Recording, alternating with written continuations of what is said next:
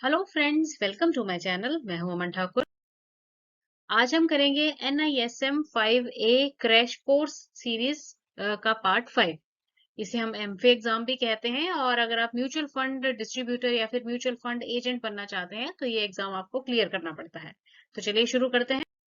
First question में पूछा गया है, SEBI's advertising code mandate that all performance calculations in a fund's advertisement should be based on।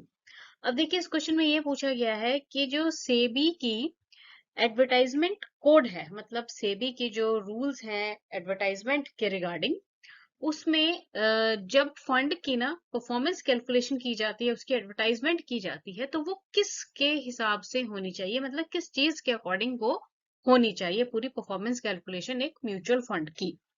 तो देखिए, ऑप्शन दी गई हैं। नेट एसेट वैल्यू, जिसे कि हम शॉर्ट फॉर्म में नैव भी कहते हैं, NSE Nifty index, BSE Sensex, या फिर नन ऑफ द अबव। तो देखिए, जब बात हो रही है म्यूचुअल फंड की और उसकी परफॉर्मेंस कैलकुलेशन की, तो जितनी भी एडवर्टाइजमेंट है या पूरी जो परफॉर्मेंस कैलकुलेशन है, वो नेट असेट वैल्यू यानी कि नैव के अकॉर्डिंग होनी चाहिए। इसलिए ऑप्शन ए जो है ये आपका राइट आंसर आ जाएगा। In a mutual fund, investors' subscriptions are accounted for as।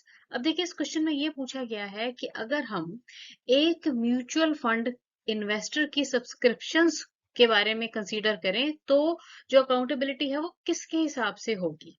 ठीक है, तो ऑप्शंस हैं लायबिलिटी, डिपॉजिट्स, यूनिट कैपिटल, और लास्ट ऑप्शन कह रही है नन ऑफ द अबव। तो देखिए, म्यूचुअल फंड के जो फंड इन्वेस्टर है ना, उसमें जो अकाउंटेबिलिटी है ना, वो यूनिट कैपिटल के अकॉर्डिंग होती है। अब देखिए, ये यूनिट कैपिटल क्या है, इसके बारे में पहले आप क्लियरली समझ लीजिए। यूनिट कैपिटल का मतलब है aggregate of money collected from unit holders in respect of a mutual fund scheme. सीधी सी बात है कि कोई भी म्यूचुअल फंड स्कीम में जो इन्वेस्टर्स है ना, जो पैसा लगाते हैं लोग, उनके द्वारा जो पैसा इकट्ठा होता है ना, उसे यूनिट कैपिटल कहा जाता है। ठीक है, मतलब क्या है कि एक म्यूचुअल फंड में जो इन्वेस्टर्स हैं, उन्होंने जो पैसा इन्वेस्ट किया, अब वो जो पैसा इन्वेस्ट हो रहा है एक पर्टिकुलर म्यूचुअल फंड स्कीम में, उसे क्या कहेंगे, यूनिट कैपिटल कहेंगे। ठीक है, अब क्वेश्चन के हिसाब से चेक कर लीजिए कि एक म्यूचुअल फंड इन्वेस्टर की जो सब्सक्रिप्शन है ना, वो किस की अकाउंट, मतलब वो किसके अकॉर्डिंग अकाउंट होएगी या किसके हिसाब से आएगी या उसकी वैल्यू क्या होगी, है ना। तो उसकी वैल्यू होगी according to the unit capital. तो इसलिए ऑप्शन सी जो है ये आपका राइट आंसर आ जाएगा। Investments made by a mutual fund on the behalf of investors are accounted as. अब देखिए कि म्यूचुअल फंड इन्वेस्टर के बिहाफ पे जो इन्वेस्टमेंट की जाती है, ठीक है, अब वो उसे आप क्या कहेंगे, उसको कौन सी कैटेगरी में रखेंगे, असेट्स कहेंगे, लायबिलिटी कहेंगे, कैपिटल कहेंगे, या फिर नन ऑफ द अबव कहेंगे। तो देखिए, उसे कहा जाता है असेट्स। ठीक है, तो इसलिए ऑप्शन ए जो है ये आपका राइट आंसर आएगा। इस क्वेश्चन में पूछा गया है कि net asset value of a mutual fund scheme is defined as the schemes. अब देखिए कि यहाँ पर ना आपसे नेट एसेट वैल्यू को डिफाइन करने का वे पूछा गया है, या हम सिंपली ये समझ सकते हैं कि नेट एसेट वैल्यू को हम कैसे कैलकुलेट करते हैं। ठीक है, ऑप्शंस हैं assets minus liabilities, assets per unit, assets minus liabilities per unit, और लास्ट ऑप्शन कह रही है नन ऑफ द अबव।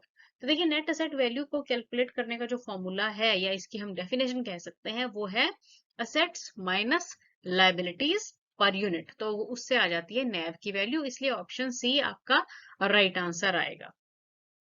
अब नेक्स्ट क्वेश्चन है आपका एक छोटा सा न्यूमेरिकल, चेक करते हैं। What is the net asset value of an investment company with rupees 1 crore in assets, rupees 5 lakh in current liabilities, and 10 lakhs shares outstanding? ठीक है, तो अब इस क्वेश्चन में पूछा गया है कि एक इन्वेस्टमेंट कंपनी है, 1 करोड़ के तो इनके असेट्स हैं, 5 लाख इनकी करंट लायबिलिटी है, और आउटस्टैंडिंग शेयर्स कितने हैं, 10 लाख। ठीक है, तो नैव कैलकुलेट करना है। अब देखिए, नैव कैलकुलेट करने का फॉर्मूला आपको याद है क्या होता है, ये असेट्स माइनस लायबिलिटीज पर यूनिट्स, या फिर पर नंबर ऑफ यूनिट्स आउटस्टैंडिंग। ठीक है, तो असेट्स है 1 करोड़, माइनस लायबिलिटी 5 लाख है, दोनों को माइनस कर दीजिए, डिवाइड कर दीजिए कितने जो आउटस्टैंडिंग शेयर्स हैं कितने हैं, वो 10 लाख के है ना। और जब इसको कैलकुलेट करेंगे आप तो नेट एसेट वैल्यू कितनी आ रही है 9.50। तो इस तरह के न्यूमेरिकल्स आपको आ सकते हैं, तो इन्हें आपने ध्यान रखना है, इनके फॉर्मूलाज वगैरह को भी। नेक्स्ट क्वेश्चन है the day on which NAV is calculated by a fund is known as. आपको बताना है कि जिस दिन NAV को कैलकुलेट किया जाता है ना तो उसे क्या कहेंगे, ठीक है। ऑप्शंस है computation date, valuation date, record date, और लास्ट ऑप्शन है बुक क्लोजर डेट। तो देखिए उसे कहा जाता है वैल्यूएशन डेट। ऑप्शन बी जो है ये आपका राइट आंसर है। A fund NAVs is affected by, देखिए इसमें कहा गया है कि जो किसी भी फंड की नेट एसेट वैल्यू है ना वो किस चीज से अफेक्ट होती है। Purchase and sale of investment securities, valuation of all investment securities held, units sold और रिडीम्ड, या फिर ऑल ऑफ द अबव। तो देखिए जो नेट एसेट वैल्यू है ना वो सभी से इफेक्ट होती है, यानी कि इन्वेस्टमेंट सिक्योरिटीज के सेल और परचेज से भी, जो इन्वेस्टमेंट सिक्योरिटीज की वैल्यूएशन रहती है उससे भी, और जो यूनिट्स बेची या रिडीम की जाती हैं उनसे भी, मतलब सभी से अफेक्ट होती है net asset value of mutual fund. तो इसलिए इस क्वेश्चन का जो राइट आंसर है ना वो आएगा option D, means all of the above. For a open ended fund the repurchase price should not be lower than. अब देखिए कि एक ओपन एंडेड फंड के लिए जो रीपर्चेज प्राइस है ना वो किस वैल्यू से कम नहीं होना चाहिए। तो ऑप्शंस है NAV, मतलब जो NAV की वैल्यू है, नेट एसेट वैल्यू है। सेकंड है 95% ऑफ NAV, फिर है 93% ऑफ NAV, और लास्ट ऑप्शन कह रही है 97% ऑफ NAV। तो देखिए इसके लिए जो राइट आंसर है वो ऑप्शन सी है कि एक ओपन एंडेड फंड के लिए जो रीपर्चेज प्राइस है ना वो 93% ऑफ NAV से कम नहीं होना चाहिए। Option C is the right answer. अब नेक्स्ट क्वेश्चन जो है ना वो सिमिलर है पिछले वाले से, बस यहाँ पर ओपन एंडेड नहीं, यहाँ पर क्लोज एंडेड में पूछा गया है। क्योंकि क्वेश्चन है for a close ended fund repurchase price should not be lower than dash. तो देखिए क्लोज एंडेड फंड के लिए रीपर्चेज प्राइस जो है वो किस से कम नहीं होना चाहिए। ऑप्शंस है NAV, 95% of NAV, 93% of NAV और 97% ऑफ NAV। तो देखिए इसका आंसर है 95% ऑफ NAV। अब आपने याद रखना है कि ओपन एंडेड में ये लिमिट थी 93% ऑफ नेट एसेट वैल्यू, और क्लोज एंडेड फंड्स में ये वैल्यू है 95% ऑफ नेट एसेट वैल्यू। तो इसलिए इस क्वेश्चन का राइट आंसर है ऑप्शन बी।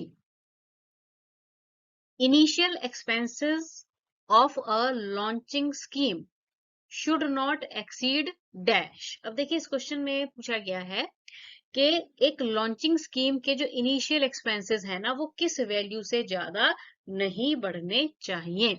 तो ऑप्शंस है 15% of amount received, 10% of amount raised, 6% of amount raised, और 5% of amount raised.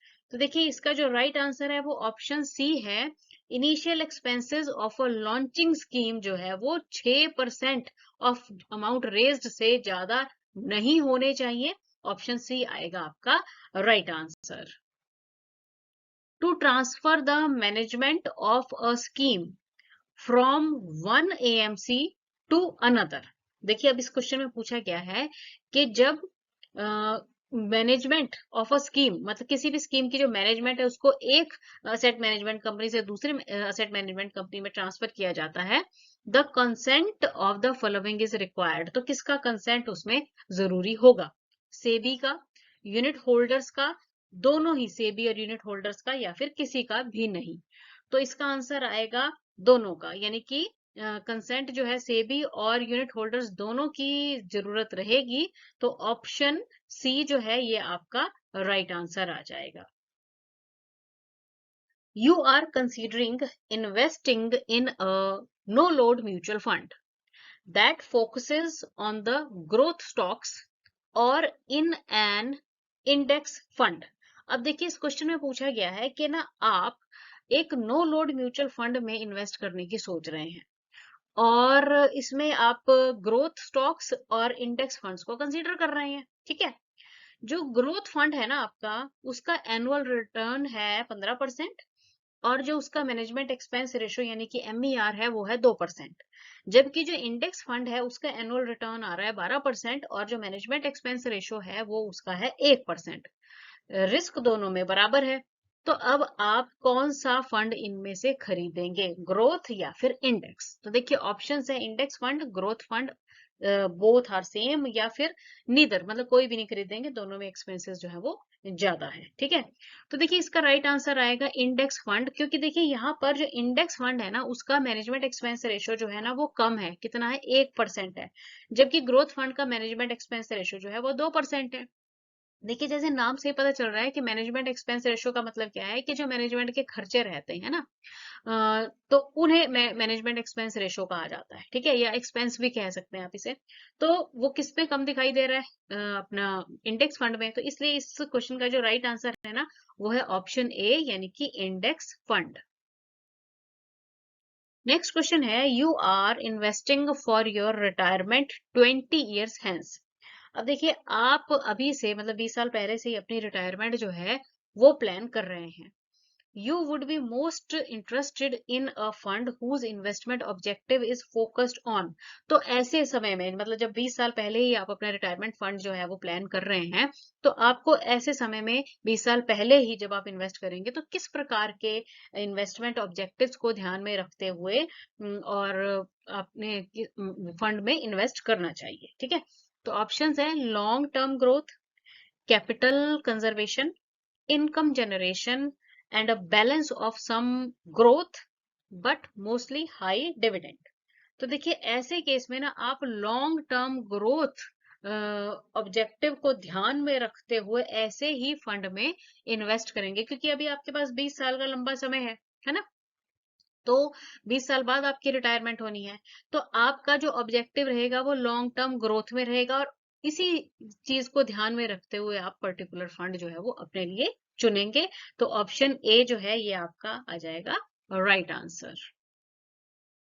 Investing in one of which of the following funds will typically give you least diversification। अब आपको बताना है कि जो नीचे फंड्स दिए गए हैं ना, इनमें से आपको बताना है कि कौन सा ऐसा फंड है जो सबसे कम डाइवर्सिफिकेशन आपको प्रोवाइड करता है। Growth fund, capital appreciation fund, equity income fund और सेक्टर फंड। तो देखिए लीस्ट डाइवर्सिफिकेशन वाला फंड है सेक्टर फंड, ठीक है। तो ऑप्शन डी जो है ये आपका राइट आंसर आ जाएगा। When the global financial forecast calls for recession in China and Europe, you should consider investing in। अब देखिए मान लीजिए कि ग्लोबल फाइनेंशियल फोरकास्ट ने बताया कि चाइना और यूरोप में ना रिसेशन होने वाला है, मानने के लिए कहा है ये, ठीक है। तो ऐसे समय में आपको कहाँ पर इन्वेस्ट करना चाहिए, ग्लोबल फंड में, इंटरनेशनल फंड में, डोमेस्टिक लार्ज कैप फंड में, या फिर ग्लोबल बॉन्ड फंड में। तो देखिए अगर चाइना या यूरोप में हो गया है रिसेशन, तो आपको उस टाइम पर आ जाना चाहिए वापस अपने देश में। तो डोमेस्टिक लार्ज कैप फंड्स में आप कर दीजिए इन्वेस्ट। इसलिए option C is the right answer. Investors in high tax brackets will normally achieve higher performance by selecting mutual funds that generate dash। अब देखिए इस क्वेश्चन में ये पूछा गया है कि जो इन्वेस्टर है, मान लीजिए कोई इन्वेस्टर है और वो हाई टैक्स ब्रैकेट में आ रहा है, मतलब हाई टैक्स टैक्स उसको देना पड़ेगा, ठीक है, उस रेंज में आ गया वो। अब वो चाहता है कि म्यूचुअल फंड्स में थोड़ा बहुत पैसा उसका अपना इन्वेस्ट किया जाए। तो ऐसे केस में, मतलब पहले ही वो हाई टैक्स पेयर है ना, तो ऐसे केस में उसको किस प्रकार के फंड में जो है इन्वेस्ट करना चाहिए ताकि उसका टैक्स भी थोड़ा बहुत बचे और मतलब उसको बेनिफिट रहे, ठीक है। तो ऑप्शंस है, long term dividend, long term capital gains, long term stock dividend और शॉर्ट टर्म कैपिटल गेन। तो देखिए ऐसे केस में ना उसे लॉन्ग टर्म कैपिटल गेन्स इस तरह के फंड में इन्वेस्ट करना चाहिए। तो उससे क्या रहेगा, उसको टैक्स भी है ना जो उसमें भी थोड़ा सा बेनिफिट मिल जाएगा, है ना। तो इसलिए ऑप्शन बी जो है ये आपका राइट आंसर आएगा। a mutual fund must distribute dash to investors in the same year as earned. अब देखिए इस क्वेश्चन में कहा गया है कि एक म्यूचुअल फंड को ना अपने इन्वेस्टर्स को सेम ईयर में जिसे अर्न किया हुआ है ना उसे डिस्ट्रीब्यूट कर देना चाहिए, ठीक है। तो वो क्या है, डिविडेंड, प्रॉफिट, कैपिटल गेन या फिर बोथ, ए एंड सी। तो देखिए both A and C, dividend और कैपिटल गेन दोनों ही सेम ईयर में ही अपने इन्वेस्टर्स में डिस्ट्रीब्यूट करना चाहिए एक म्यूचुअल फंड को। तो ऑप्शन डी जो है ये आपका राइट आंसर आएगा। Treasury bond funds with short मैच्योरिटीज have dash default risk and dash interest rate risk. देखिए अब इस क्वेश्चन में पूछा गया है कि जो ट्रेजरी बॉन्ड फंड्स रहते हैं ना विद शॉर्ट मैच्योरिटीज, उनमें डैश तो होता है डिफॉल्ट रिस्क और डैश होता है इंटरेस्ट रेट रिस्क। तो इसका आंसर आएगा लो एंड लिमिटेड, मतलब लो है डिफॉल्ट रिस्क और लिमिटेड रहेगा इंटरेस्ट रेट रिस्क। तो इसलिए ऑप्शन डी जो है ये आपका राइट आंसर है। Which of the following bond mutual funds has both highest default risk and highest interest rate risk. आपको बताना है कि ऐसा कौन सा म्यूचुअल फंड है जिसमें ना डिफॉल्ट रिस्क भी ज्यादा है और जो इंटरेस्ट रेट रिस्क है ना वो भी ज्यादा है। ऑप्शंस है long term treasury, short term विनिमय, short term corporate, long term high yield. तो देखिए इसका आंसर है लॉन्ग टर्म हाई यील्ड। ऐसे बॉन्ड्स हैं जिनमें हाईएस्ट डिफॉल्ट रिस्क है और हाईएस्ट इंटरेस्ट रेट रिस्क है। तो option D is the right answer. Which of the following bond mutual funds has both lowest default risk and lowest interest rate risk? तो देखिए पिछले वाले क्वेश्चन से just opposite. तो इसका जो आंसर है ना ये है शॉर्ट टर्म हाई यील्ड। तो कैसे म्यूचुअल फंड है जिनमें कि लो रहेगा डिफॉल्ट रिस्क और लो ही रहेगा इंटरेस्ट रेट रिस्क? तो वो है short term high yield. Option D जो है ये आपका राइट आंसर है।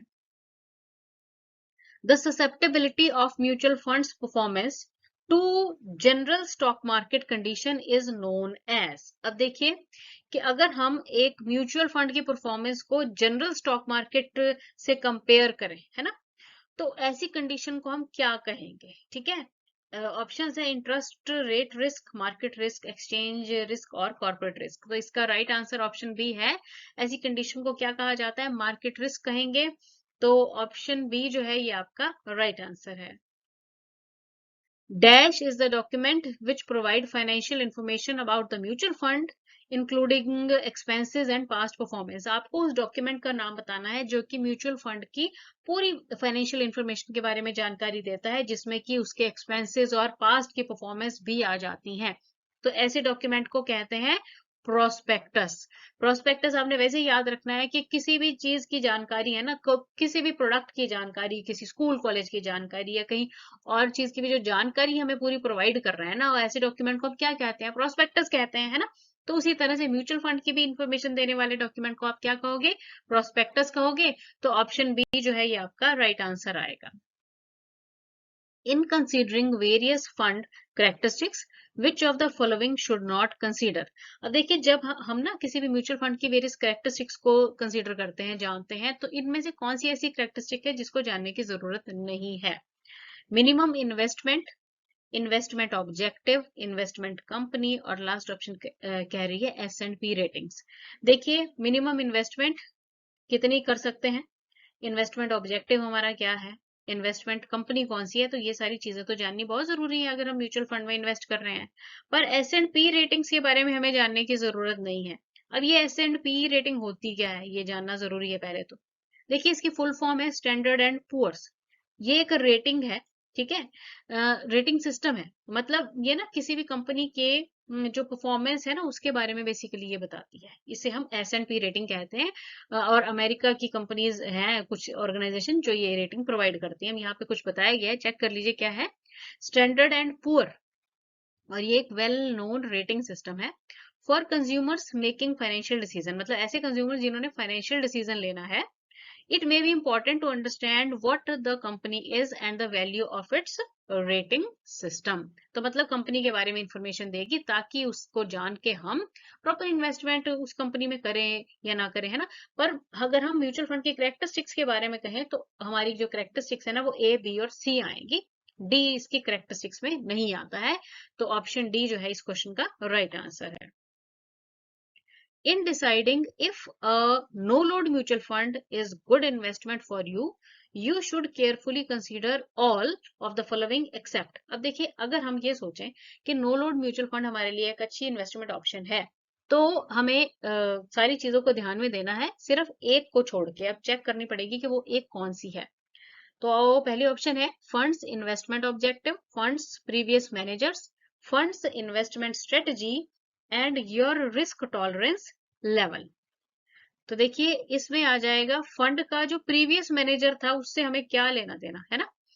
नो लोड म्यूचुअल फंड में आप इन्वेस्ट करना चाहते हैं तो हम उसके बारे में सारी जानकारी लेंगे, इन्वेस्टमेंट ऑब्जेक्टिव ध्यान रखेंगे, इन्वेस्टमेंट स्ट्रेटजी को देखेंगे, रिस्क लेवल हमारा क्या है वो कंसीडर करेंगे। पर पहला जो पिछले वाला जो फंड मैनेजर था उससे हमारा कोई लेना देना नहीं, इसे हमें कंसीडर करने की जरूरत नहीं है। ऑप्शन बी जो है ये हमारा राइट आंसर आएगा। From the perspective of investors, the most important expense statistic mentioned in the prospectus of a mutual fund is the। अब देखिए कि इस क्वेश्चन में ये पूछा गया है कि अगर हम एक इन्वेस्टर के परस्पेक्टिव से देखें तो जो प्रोस्पेक्टस में ना सबसे इंपॉर्टेंट एक्सपेंस स्टेटिस्टिक दिया है उसे हम क्या कहेंगे अगर म्यूचुअल फंड की हम बात करें तो, ठीक है। तो मतलब म्यूचुअल फंड में जो कि एक्सपेंस का मतलब क्या होता है, खर्चा, मतलब जो खर्चे के बारे में हमें बताएगा उसे हम क्या कहेंगे। ऑप्शंस हैं gross profit margin ratio, expense ratio, times interest earned ratio और ग्रोथ रेट। तो देखिए खर्चे के बारे में बताएगा हमें एक्सपेंस रेशो, है ना। तो सबसे इंपॉर्टेंट एक्सपेंस जो स्टेटिस्टिक्स है अपने प्रोस्पेक्टस में म्यूचुअल फंड के वो है एक्सपेंस रेशो। तो इसलिए ऑप्शन बी जो है ना ये आपका राइट आंसर आएगा। एंड में आप लोगों के लिए एक बोनस क्वेश्चन है जिसे आप पढ़ेंगे, बहुत इजी क्वेश्चन है और इसका आंसर मुझे कमेंट करके बताएंगे। You may purchase an open-end no-load mutual fund in all of the following ways except। आप एक open end no load mutual fund खरीदना चाहते हैं और आप उसे नीचे दी गई ऑप्शंस में से खरीद सकते हैं, सिर्फ एक ऑप्शन के द्वारा नहीं आप खरीद सकते, ठीक है ना। वो कौन सी है? Over the phone, by US mail, over the internet and from a broker. तो आपको बताना है कि किस ऑप्शन के द्वारा आप एक open end no load mutual fund नहीं खरीद सकते हैं। तो राइट आंसर मुझे जल्दी से आप कमेंट करके बताएंगे। Thanks for watching the video and best of luck.